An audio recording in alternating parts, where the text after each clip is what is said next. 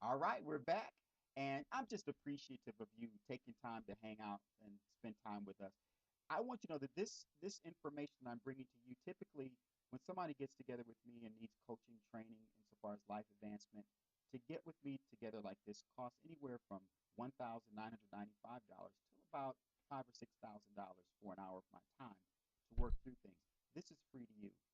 I want to send this kind of information to you all the time via email. So right above me, there's a spot where you can sign up for my newsletter. So you can sign up there, and there's also a spot on the right where you can put in your email address and your name and receive this kind of high-level teaching and information on a monthly basis, every month. So that's there for you. So I just want you to know how much I appreciate you. I want to send this information out to you. So let's get going in what we're talking about. We were talking about a lot of things, but we really want to get to how do you hear the things of God. First off, let's say about your situation that you're facing. I want you to know it's no surprise to God that you're facing what you're facing. It's not new to Him, it's not news to Him. He already knew what you were going to go through, and He already set up and put aside the things that you would need in order to win. All right? Let me give you an idea. In the book of Genesis, chapter 1, you'll notice that the Lord, it only took him like 6 days to create the entire world. I mean, 6 days. The Bible says on the seventh day, he rested from all of his labor. It's not like on the eighth day he got back up and got to work again. No, in 6 days he put together everything that was needed for every situation regarding my life, your life, and everything that has to do with the world. On the seventh day he rested. He is God, after all, he knows everything. So he knew your situation was coming, and he knew what to put this on the side to take care of you. Let me tell you what it says in the book of First Corinthians, chapter 10, verse 13. It says, there is no temptation taken you except the kind that is common to man. It says, but God is faithful. He will not allow you to be tempted above what you're able, but will, along with the temptation, make a way of escape so that you may be able to bear it. Therefore, my dearly beloved, is what it says, flee from idolatry. Well, what does that have to do with anything, Brad? You're quoting scripture. Okay. No, here's it. Here's what it is. God said, there's no temptation that you're facing. There's no challenge that you're facing that's not common to man. It's not the first time that this kind of thing has come up. It's not the last time. All right. He says, but God is faithful, who will not allow you to be tempted above what you're able or tested or tried. So understand this. If you're going through it, you can make it through. Here's an encouraging word for you. God is saying in First Corinthians chapter 10, verse 13, you can make it. He wouldn't allow anything to come to you that would wash you out and completely destroy you. That's not how he is. He is protecting you even in the midst of the difficulty. And that's exciting. But he also says, but God is faithful, who will not allow you to be tempted above what you're able, but will, along with the temptation, also make a way of escape for you. The Lord is saying, I got the way of escape. I got you on this, man. I got you on this. Don't worry about it. I have got you. That's what the Lord is saying. So that is in place. So that's really exciting to know that he has your answer. He says, make the way of escape so that you may be able to bear. Therefore, it says, my dearly beloved, I love you. Flee from idolatry. What is idolatry? Idolatry is anything that has your attention so much that you can't even hardly hear what God is saying. You're looking at it so much that you can't hardly see anything but the bill. You can't see anything but the pain of your in your physical body. You can't see anything except the fact that the relationship that you thought you had is not going the way that you thought it would. Personal relationship, or your business, or whatever, or school, or your education, or whatever it is. The Lord is saying, my dearly beloved, leave idolatry. Stop looking at things and making things bigger in your life than me. That's what he's saying.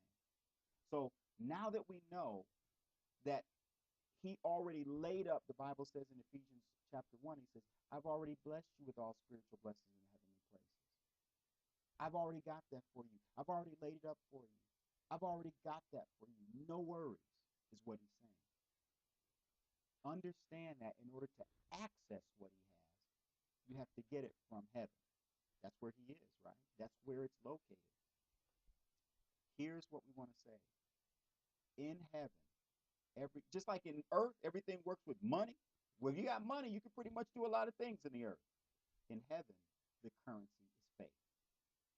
If you have faith, you can make whatever transactions that you need regarding your physical body, regarding your personal relationships, and regarding, let's say, your money. So that's all there for you. So when we talk about faith, when it comes to the things of God, sometimes people call it blind faith, right? Blind faith. What is that? I don't want that. I'm not talking about pots of gold at the ends of rainbows that really don't exist. I'm not talking about blind faith. I'm talking about faith. And when we talk about faith in the kingdom, it's faith in what the king said. What did the king say about your situation? What did he say about your personal relationship? What did he say about your money? What is God saying to you about your specific situation? That's what we want to know. Because then we can have faith in what he said and in his ability to make it come to pass in your life. So that's what kind of faith we're talking about. Faith in what he said. So the question would be, well, hey, I want to hear from God. I talked to one gentleman and I said, well, brother, what did God say about your situation? I don't know. I prayed about it, but I haven't heard anything. Well, how long ago did you pray? I don't know, forever now. So you mean you asked God and he ignored you? That's not likely. You know, I talked to one young lady. Uh, she said, boy, I wish I lived in Bible days. I said, really? Why? She said, because then I could go to Jesus and get the answers to my questions, situations, circumstances. The difference between Christianity and every other religion is every other religion, their God is not alive right now. So you can go to Jesus. Jesus is not a prophet who lived a long time ago, wrote some really cool things, and now he's gone. No, he's the one who lived a long time ago. They killed him. He got buried. He died. He got back up, and now he's alive in heaven. And he's interested in speaking to you about your personal situation and circumstances. Well, then why can't I hear him? Simple. Most times when individuals can't hear from God, it's not him. It's that they need to make an adjustment. Understand, he's a king. He's speaking right down the middle of your situation. But if you're on the right somewhere, on the side, then you can't hear him. If you're stuck on the left or in the back somewhere, you can't hear him. It's not that he's not speaking, it's that you haven't positioned yourself to hear from him. So what I want to do is talk to you a little bit about positioning yourself to hear from him. All right? So let's talk about that.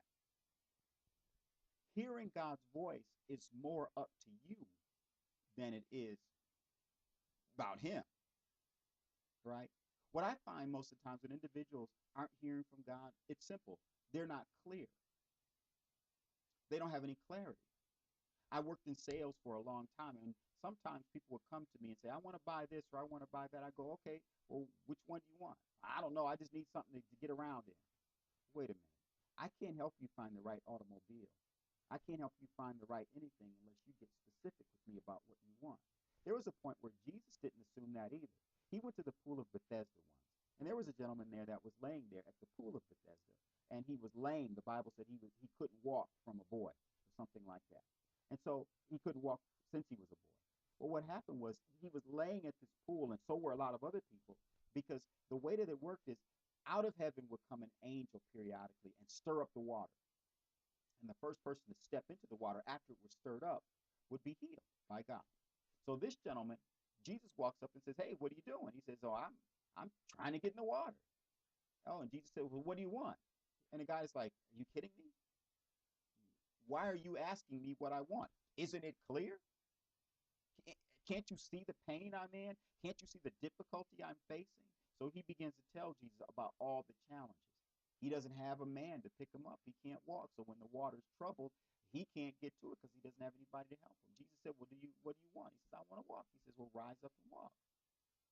Jesus said that to him. He believed it, did it, and life was good. Jesus is doing the same thing for you. He's asking you, what do you want? What do you want? I talk to some precious individuals and I say, well, what do you want from God? Well, I don't know. Whatever he gives me, I know it'll be a blessing, so I'll take it. Okay. But what specifically you want? I just want to be pleasing to God. That's all I want to be, is pleasing. That individual, I want you to know, he will get nothing from God, ever. I mean, sorry, that's how it goes. So let's work with you. We'll do this in the next video. I'm going to give you 2 questions where you can ask these questions and you will get the answers straight from the living God. He'll speak directly to you. See you on the other side.